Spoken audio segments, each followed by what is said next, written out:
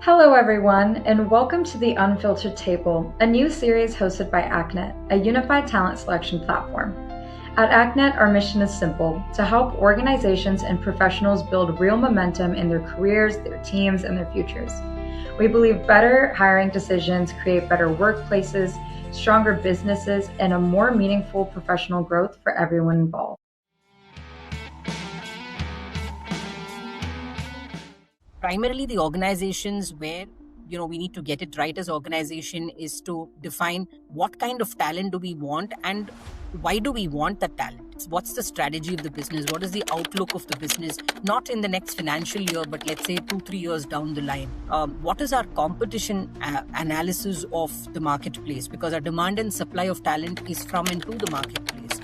Or from and to the competition. So I think it's important to first kind of pause and then not look at it as, a machine that has to run through the year. When I'm saying AI also adds drama, what I'm saying is I don't think we've got all the answers in black and white in terms of anybody who says we've kind of, we know it all and this is how it's going to be is not something that because it is a gray area. It is going to be like that because there is a lot of, people are talking about credibility, integrity, for all the couple of points that you mentioned as well. In that.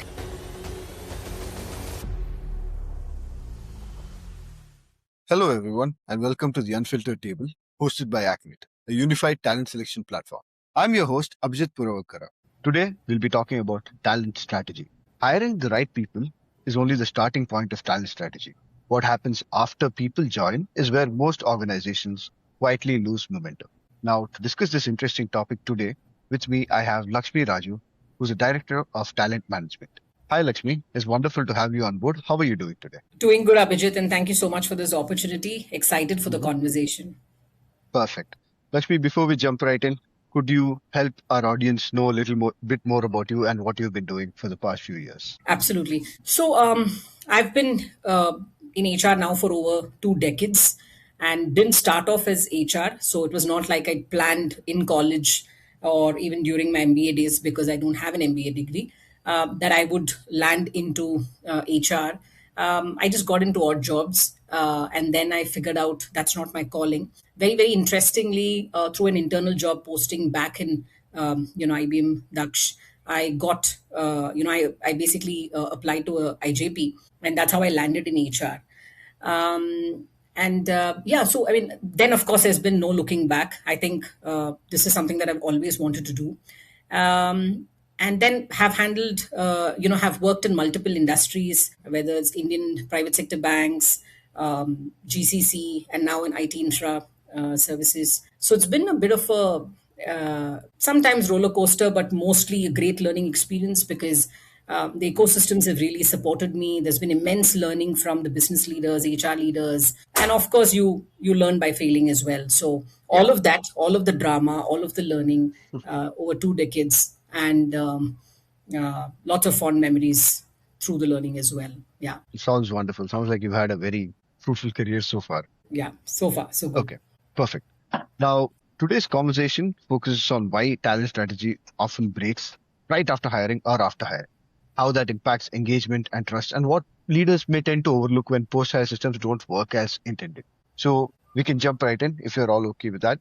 And the first point of discussion that I would like to bring about is why do you think, or if you do, why do many organizations treat hiring as the end of talent strategy rather than the beginning? I'll start by saying that AI is just adding more drama to the game. But having said that,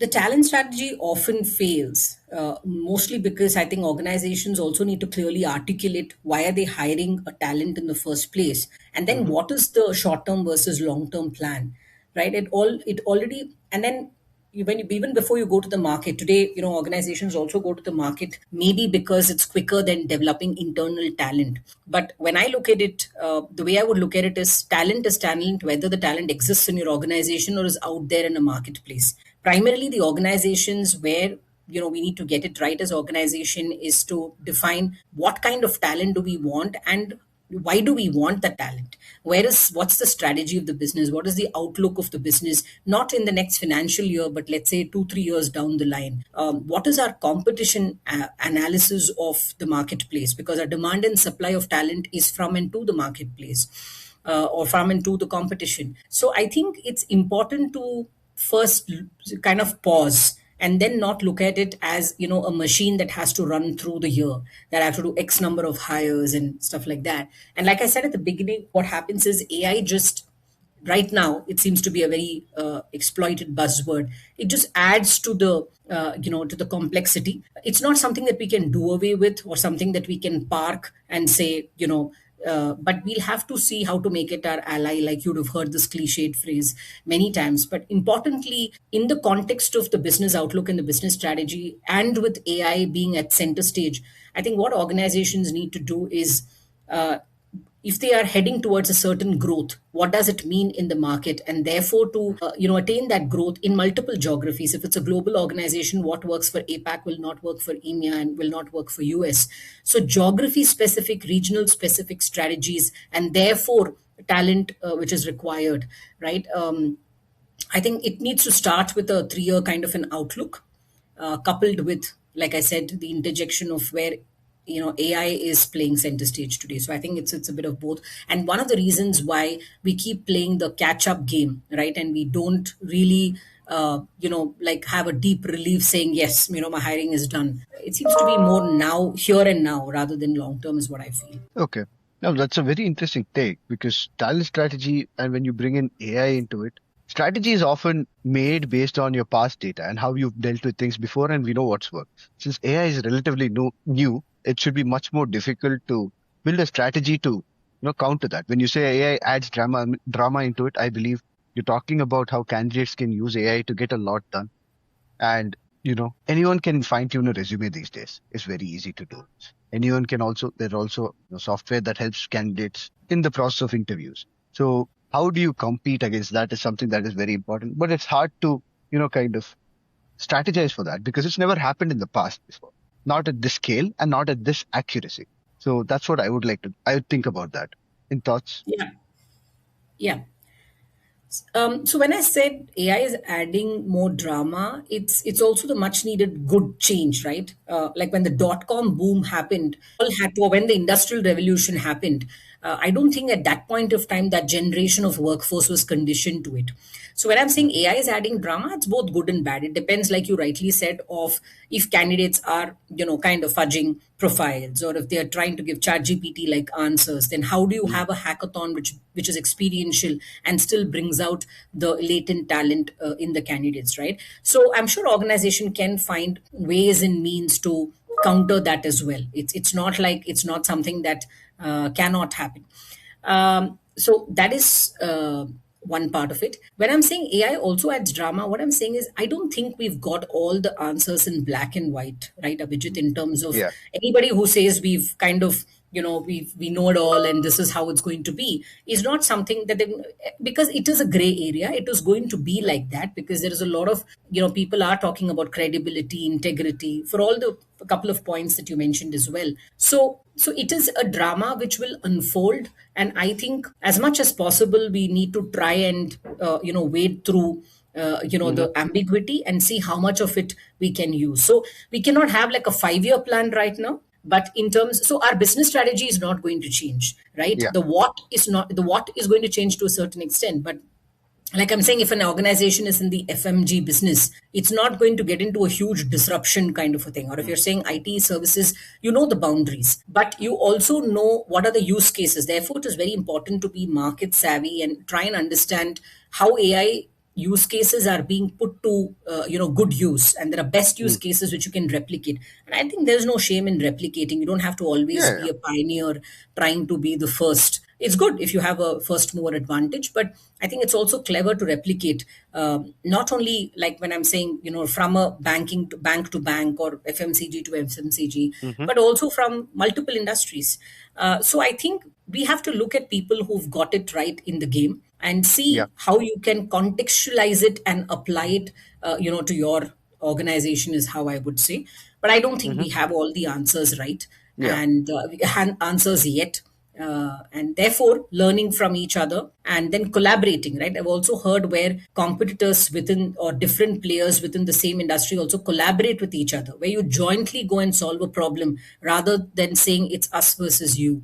Yeah. So we have to look at clever, smart way of doing things, and in making sure that AI is our ally. Yeah, rightly said. I mean, it is anything but binary at the moment, and we still have to figure out. And the other point that you mentioned is we have to try to follow or learn from people who are doing it right.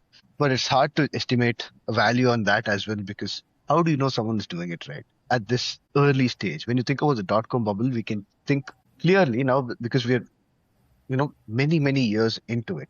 We're a few years into public access AI, and so it's hard to estimate who's doing it right. So it's something that I believe we'd have to constantly work on as we move Evolve, forward. yes, Yeah. absolutely. Now, bouncing back off to talent strategy again.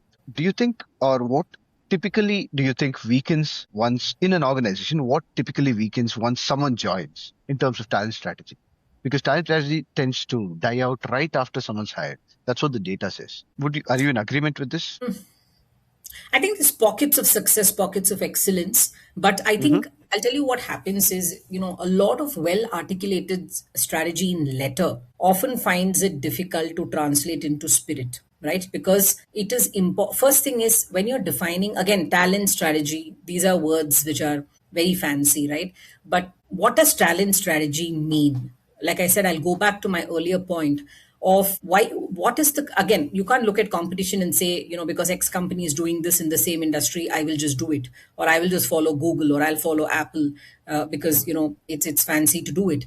I think it's important to be honest and say, where have I traversed so far as an organization, and where am I heading to, right? What's the kind of revenue margins I'm looking at? What's the kind of customer success I'm looking at? What are the new frontiers I want to do? In that context, what should be my strategy? That is the first thing. So I'm going back to that original point that I made, saying Of course. strategy, talent strategy has always got to be tied up with the business strategy. Now, Mm-hmm. if the strategy is well defined, in my mind, 50% of the battle is won, right? Because then it's about, because if you have clarity on where you want to go, what the goalpost is, then you will also have clarity on what kind of people are you bringing in, right? And it's not necessarily bringing in from the outside, right? If I have a 3-year plan, I may say that year one, I don't have the appetite to upskill people, because Yeah, makes sense. I need to move in a disruptive market in a very agile way. Year Mm-hmm. two, I may know that this is the kind of skills, competencies I need, and these are the adjacent skills I find in my organization. Why don't I, at the end of 18 months, look at upskilling, let's say 100 people towards the strategy, right? And in the third thing, because I've attained success, because I've then probably moved 30% up, etc., depending on what the demand is, assuming that these are skills which are not going to change overnight, right? I will then say in third year, maybe I want to look at it. So organizations which claim that, 100% I'm going to get everybody AI ready, that is a, vision statement, I think, without depth. So we have to be realistic of where have we traversed so far, like I said, and where do we want to go? But that direction is dependent on the goalpost. So strategies fail, Abhijit. A bit of a long winding answer to your question, but I think Yeah. strategies also fail because of clarity which does not get established at the right time, and also because we don't sustain the rigor and the momentum, and tracking and reviewing towards that goalpost. Sometimes everything is not black and white, right? Like you said, it's not Hmm. binary. So Yeah. what if there's a course correction that is required? You may have to pause and say, hey, listen, at the end of 2 quarters, I've not attained success. Am I chasing the wrong The bull? wrong. I Yeah. need to Mm-hmm. probably, look at something else. So course correction and agility also comes into picture over here. Very strong points. Yes, I agree with that as well, because I was kind of thinking of how uh, for, like how there are frameworks for almost everything, and still there's failures. If frameworks always worked or they look strong on paper, but the results show that they're ineffective, where where does it go wrong? But you've answered that question also, and you've kind of summarized it quite well. Now, what I would like to talk about next is what happens when employees don't understand how growth actually works inside an organization. Let's look at the employee perspective of this. Right. So while as an organization, as management, we are busy building the strategy and we are trying to put in our talent strategy, internal, external, upskilling, etc. Employees at the core of everything. When you're saying employee or the talent that you want to attract, right? Mm-hmm. Everybody today, and today I think the current generation that you're talking about are very, very well read, and they have a proper understanding of what the brand has to offer even before they come in for an interview. So the awareness of the brand and its positioning is very, very high amongst today's lot of job seekers. So I think if I'm going to be joining an organization, or if I'm going to hire a 25 something into my organization, what we need to connect is what is in it for me, right? And that what is in it for me for an SME versus a generalist versus somebody in HR versus somebody who's a techie can be very, very different. So, like the saying goes, one size fits all, or use the same brush to paint multiple things doesn't work over here. So, I think from an employee perspective, Abhijit, it's more about if you're able to strike a chord with what is it that they are looking for and be honest about what you can offer, and that is where your employer value proposition, your talent value proposition comes into play. Like if you join X company, this is what you're going to get, and Mm. if this is what you're looking for and this is what we're going to offer, if there is a match, feel free to join us, right? And you will Yeah. find that there is a lot of buzz, and I think the in thing right now is doing a reel about how a day at a A day day in the in life.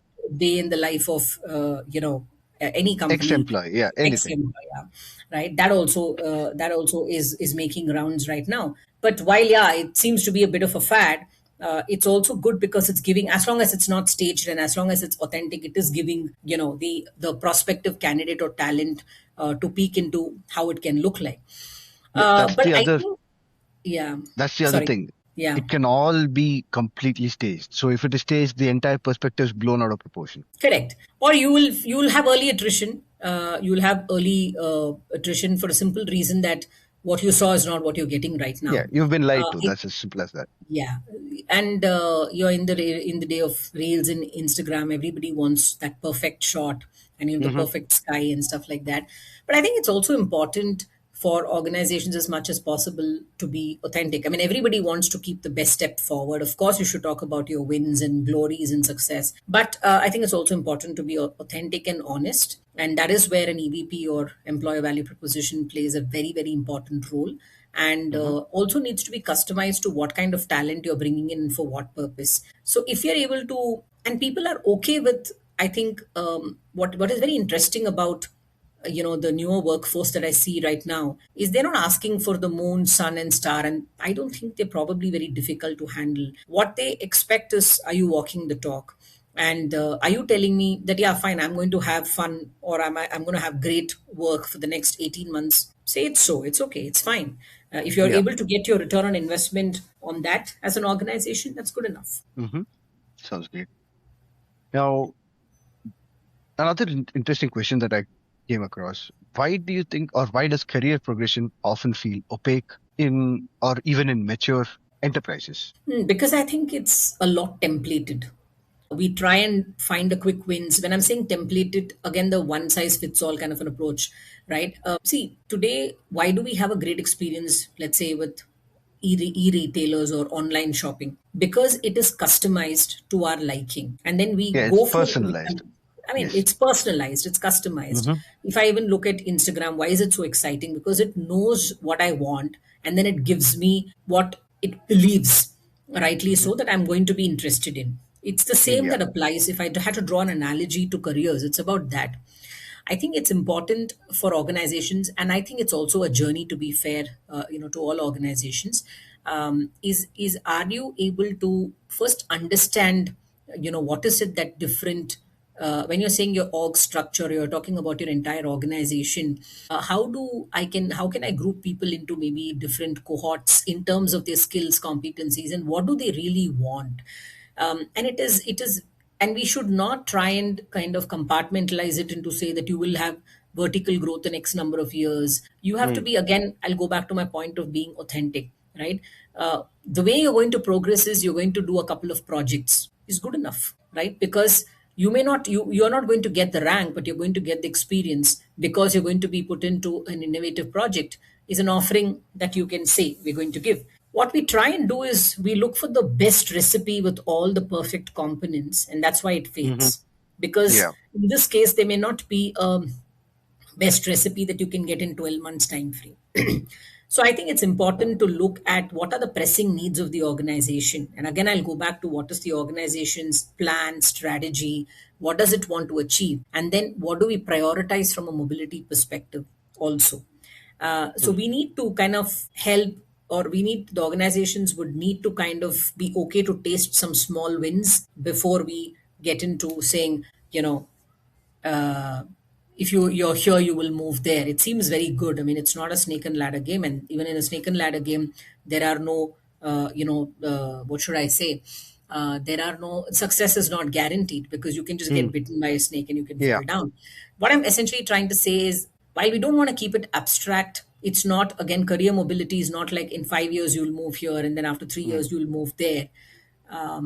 From time to time, it's important for organizations to gauge how the needs are moving, how the, 18 months ago, maybe the same individual had a different motivation. Today the motivation may be flexibility and not career movement. So Yeah. why do all roads need to lead to career movement, when maybe Hmm. that's not even a problem, or that's not even a lookout from a talent perspective?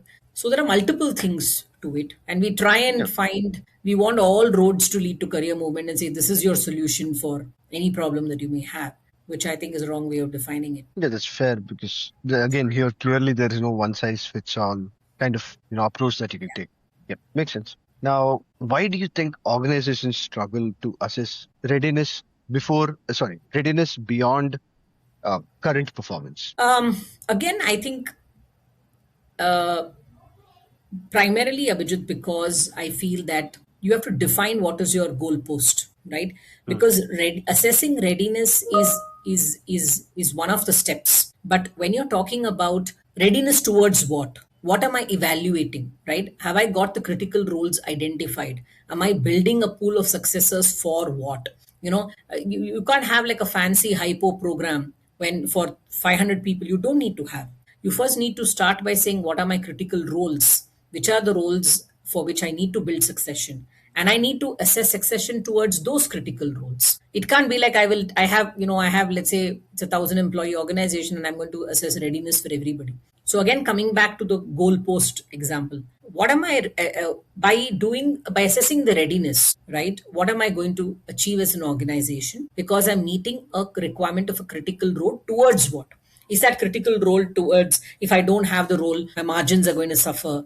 If I don't have the role, my customer, is, or my client is not going to be satisfied. So I think it's important to define the criticality of the roles and then understand at what level are you assessing. Are you assessing at leadership level? Are you assessing at mid level? And there is a distinction which organizations need to make between backup and succession. They're very two different things, right? To do my job for the next 1 month, I need a backup, but I need a successor who's going to be there in the long haul, because it's a long game. So I think that distinction is also required. Yeah, that makes complete sense, Lakshmi. So, moving on to the next topic, why do you think succession plans often feel fragile or outdated? I'll go back to my previous point, Abhijit, right? If succession towards what, right? What is the Mm. criticality? Succession for what, right? Have we defined the critical roles? What are the parameters that we're using to do the critical roles? Are we having two long-term plans? Again, are they disparate from the business strategy or business goals? Let's say you have a goal to, if the goal of the organization is to grow organically by 30% or increase its revenues by 30%, right? What does it essentially mean? Which are the roles from this objective and across the departments? Which are the roles that become critical? If I keep that as a very simple example, then you have to identify first which are the critical roles and then understand what's the pool that you have. You may realize by once you define basis the parameters that you may not even have 20% of those kind of profiles that you want inside. So you have to Yeah. we fail because of poorly defined success roles, and then where we bring in a lot of subjectivity. There is a Mm. need for an objective assessment, right? And that's where I think the readiness of the leadership team or people who are getting into this exercise of succession, that readiness needs to be taken care of first. Because if I'm not ready as a leader to identify a successor, or let's say two of us are leaders and we have different understanding of what a successor could be or what a framework is or why am I even doing succession, your ability to identify successors will be that much diluted. So I think it's important for the CX, the senior leadership, to understand what is the succession going to really give them. And therefore, how do you identify the successors? Okay, so bouncing right off of that, what do you think breaks between identifying successes and preparing them? Two things. I think clarity and commitment. If I'm Okay. being identified as a successor, many organizations, first of all, shy away from saying, that we are investing in you, right? Mm. And we want you to be a successor. If I have that conversation saying that, hey, listen, you are important to us, you are critical to us, and I am investing in you, and I want you to get here, but you are in the driving seat. So the organization cannot be more interested in the person moving up than the person himself or herself. So it is Yes. important that you provide clarity and you have that conversation. Second thing is commitment. Once even if you're just doing succession for 10 roles, right, it is important to follow through and continue the rigor and make course corrections also, right? And then have honesty in thing. And what I mean by commitment is to say that it can't be a Excel exercise or something that you just put together in a framework and there's an academic discussion and you fill in those Excel sheets and then you forget about it. What is the rigor which the organization has with which you're doing follow-up conversations? Like if you're saying somebody is identified and the person can move in 12 months time frame, what are the interventions that are required, from an experience standpoint, from an education standpoint, from a role change standpoint, that's going to get the person to move from current to that particular level? And how do you maintain rigor, right? What are the preconditions that you have? How are you going to keep the person interested? So I think it's clarity and commitment in my view, which kind of, there is a saying, the gap between the cup and the lip, which essentially means that you know that you want to drink, but then there's still a gap. So it doesn't, you're not successful. Yeah. So I think that is why I feel, there could be a gap. Okay. And personally, what do you think has worked better for you, identifying or preparing successes? If you've had chance to, kind of endeavor into this. Between identifying a successor and preparing a successor. If you've had the experience by chance. What is more easier or what is more difficult? What yielded better results for you or a higher success rate? I think definitely preparing, because identifying is not so difficult. Your real decisions don't necessarily come in identifying, because you are using elements of performance, potential, aspiration, etc. And then there are many frameworks that you have as well. But what will essentially translate, that is what you call as an idea. It's more like putting an idea into practice. Identify a successor is only, in my view, 30% of the job done. Translating and getting the person to move, and therefore preparing, is where I think there needs to be more thrust. And the real success happens only when you see that if you have, a CFO role and you're saying, I have a financial controller who can move into a CFO. Only when that realizes and happens can you call it a victory. In the meantime, if the finance controller does not move into the CFO, X number of months you define, even if it's X plus 3 months, where is the victory in that? There is no victory in that. So that's the more challenging part. And I think that is what that's what organizations should be pursuing, to translate the idea into reality. Oh, yeah, that makes complete sense. Okay. So Lakshmi, now let's maybe look at the human cost that is associated with post-hire failures. Now, beyond attrition, what are the real consequences of post-hire talent breakdowns? I think it could be lack of engagement. There could be productivity issues. Of course, that is again linked back to cost. You cease to be brand ambassadors, which means you're not having conviction to endorse the brand. You are not attracting more of your friends into the brand, right? A kind of an indifference sets in because you are then on the fence. You're playing it neutral. So these could be some of the other symptoms. No, that's fair, because if you don't enjoy it, you do talk to your close ones about how off-putting it is and so on. Now, how do you think this affects the leadership credibility of the said organization, let's say over time? It definitely affects the leadership credibility because, you can because people are not seeing walk the talk happening, right? I've been promised something when I was attracted into the role or into the job. And I don't see anything happening either in terms of learning new skills or new projects or experiences or movements. It affects the leadership credibility, and attrition is clearly a measure, right? In a particular leader's department, if there is, X percentage higher than the industry average or than the company average. That's a clearly an indication, a red flag that something is not happening well. So credibility, of course, by one of the metrics is the number of people who stagnated in their roles, the percentage of people who were tried, early attrition. All of this will affect credibility because there is something which is not getting translated from strategy to action. And of course, then the people element is completely missed out. So clearly, credibility, there are many visible metrics through which you can even track the credibility today. Yeah. But yeah, attrition would be a North Star metric, I would say. It's a very easy indicator to define this. Yeah. Now, why do you think organizations struggle to acknowledge post-hire failures? This is interesting. I think they feel that it's easier to replace, and when they start the replacement process is when they realize it is a bigger problem. But sometimes it's the easier other to thing maintain. yeah, I'm so sorry. But the other thing, I did not mean to cut you off, but I just had there's a bit of data that was in my head that came about. The cost to replace a particular person in their role is almost equivalent to 40% of the annual pay that goes to that person.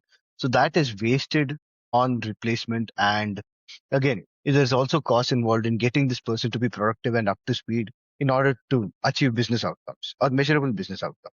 So when you consider all this, shouldn't it be a clear telltale sign for organizations to do the opposite? Yeah, but I guess it's easier said than done, right? Because how many times do you have organizations which acknowledge that my requirement definition itself was incorrect? What I was chasing itself was incorrect. Because it's not that always you hired the wrong candidate. It's sometimes you hired the wrong candidate or the candidate is not ticking because of poorly defined requirements itself, right? Your requirement or what you want has been poorly defined. And then, you don't want to go back and say that your decisions are also very short term and here and now.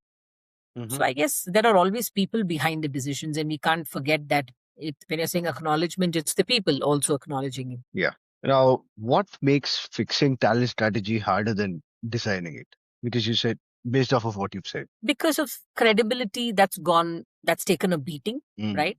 Yeah. It's good to always start afresh rather than to, let's face it, when you fail and then there is a word of mouth that happens, it takes double that effort to go and fix something that has gone wrong, because with that comes the credibility, the reputation, the trust. So there are a lot of these intangibles in a way that so you need to go 2x or 3x of what it was done. Whereas if you kind of spend even 1.5x or even a full 1x in defining and ensuring you stick to the course, that should have been a far more easier thing. Yeah, I agree. Because when you're trying to fix something that's already kind of gone down, there's also these preconceived notions. So people are less open to listen to you when you try to, get it across the board. Yeah.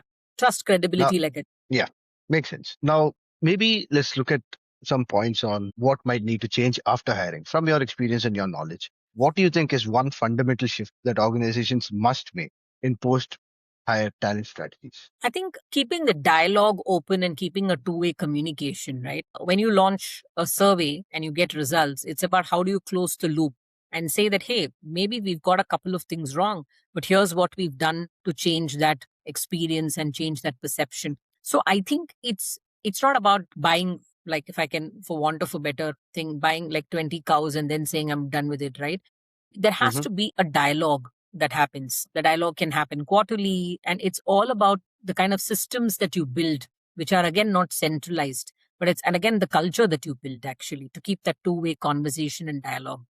With hybrid kind of a working, what happens is you're not going to find everybody, under one roof. You are going to be talking to somebody in different time zone. You are going to be talking, but what is important is the communication and the intent versus what we are doing. So I think there's more of a dialogue and communication that needs to be going. And also constantly, even telling your employees how you are, the big picture. Many times, if I'm in some region or some different location and my corporate office is in a different location, even today, how much are people updated about what is happening? What's the big picture? How are we talking enough about our brand? So creating that awareness, where we are heading, why are we doing what we are doing?